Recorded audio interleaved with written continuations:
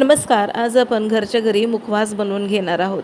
तर मुखवास बनवण्यासाठी जवळपास 2.5 चमचे बडीशेप घेतलेली आहे, 1.25 चमचा ओवा घेतलेला आहे, 1.5 चमचा तीळ घेतलेला आहे, सूर्यफूल बिया आणि भोपळ्याच्या बिया घेतलेल्या आहेत. यामध्ये जर तुमच्याकडे जवस असेल तर जवस देखील तुम्ही घालू शकता. आता थोडीशी हळद आणि चवीनुसार मीठ घालून व्यवस्थित मिश्रण मिक्स करून घेतलेलं आहे. तवा गरम करून घ्यायचा आणि आता हे मिश्रण यावरती घालायचं आहे आपल्याला. यामध्ये मी चमच्याभर पाणी घातलेलं आहे आणि आता हे मंद आचेवरती हे मिश्रण व्यवस्थित आपण भाजून घेणार आहोत. हळद घातल्यामुळे खूप छान असा रंग येतो या मिश्रणाला आणि मीठ घातल्यामुळे छान अशी चव देखील येते. मंद आचेवर भाजल्यामुळे मस्त कुरकुरीत खमंग असं हे मुखवास तयार होतं.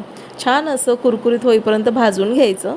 जर तुम्हाला असं वाटत असेल या बिया ज्या लहान आकाराच्या आहेत जसं की तीळ आहे, ओवा आहे, तर ते जळू शकतं, तर तुम्ही ते सेपरेट देखील भाजू शकता किंवा मग सूर्यफूल आणि या ज्या भोपळ्याच्या बिया आहेत त्या सेपरेट भाजून घेऊ शकता.